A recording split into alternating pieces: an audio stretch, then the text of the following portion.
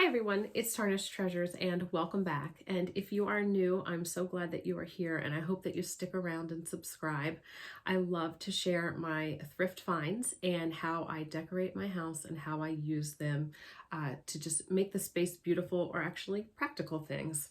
So yesterday I was able to go thrifting and I went to the flea market and a thrift store that was 50% off and I spent a total of $60. It's a very shabby chic thrift haul with an emphasis on shabby. There are a few things that I've had my eye on for a while, but they needed a little bit of repair. And I decided at 50% off, the price was right for me to pick the items up and just display them as is or try and repair them a little bit. So I have cleaned everything up. I have repaired them to the best of my ability. And then as I thrift more, maybe I'll come across the perfect thing to finish and fix these things up. So let's get started. The first thing that I picked up is this pitcher. I have one that's similar with the glass and the sterling base, and I keep it next to my diffuser with water, and I think it's an elegant and beautiful way to store the water and then to refill the diffuser. I've had my eye on this one for a while. It was $10, so I was able to get it for $5. And I've acquired a lot of new serving pieces that have the mother of pearl handles. And I like to display them in glass pitchers or vases so you can appreciate the entire piece. An ironstone piece would block some of the serving piece, which might work if it's rusty, but these are in such nice shape. I love the blade, I love the handle, so I wanted to find something that was a little bit smaller and glass, since these are shorter knives and spoons. And I thought $5 was an excellent price to pay for this. It's also in perfect condition, so if I wanted to actually use it to serve something out of a drink, water, it would work well too. It would also make a beautiful vase. I found this stacking set of 3 shells. They are beautiful on the inside and the outside.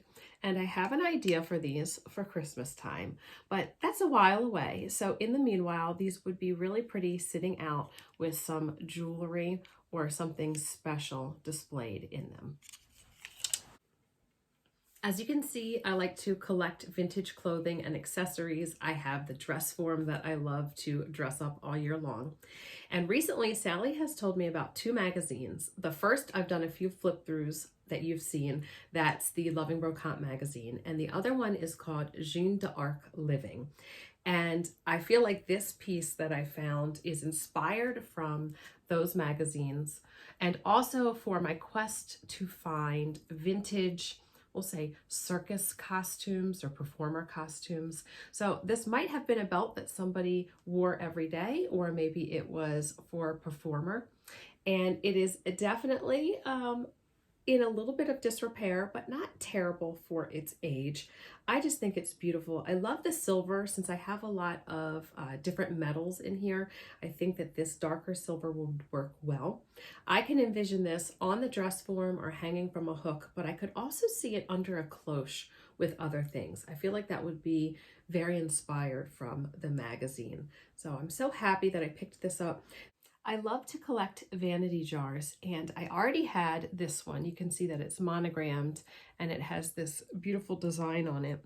So I found a purse mirror that has just a very similar feeling to this, and I will add this mirror to my vanity jar collection. Beautiful design, and on the side it is marked that it is Gorham sterling.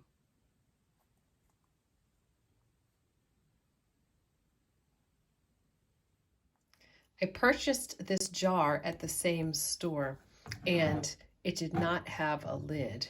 And I think that this will look nicely displayed on top of it.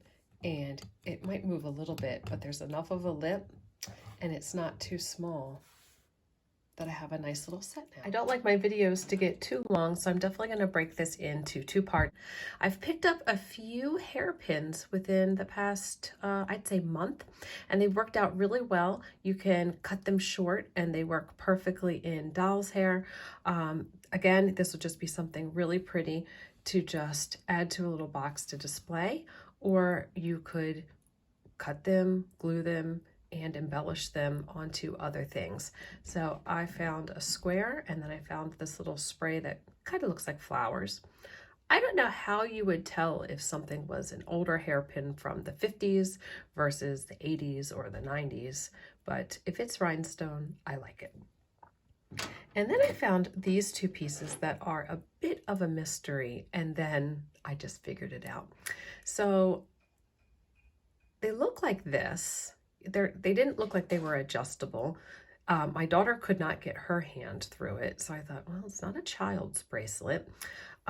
Maybe it's for a scarf around your neck or a napkin ring. And then I was trying to figure out if this one here was missing the round part. And I was just looking at it and then kind of went like this. And I thought, oh shoot, I just broke the solder. Nope.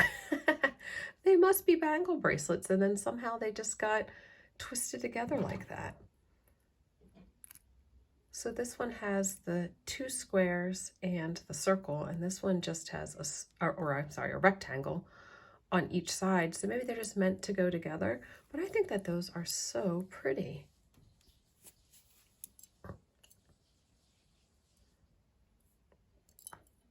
And at the thrift store at 50% off, they couldn't have been more than $1 or so.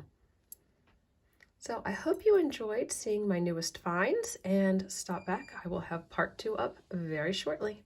Bye everyone.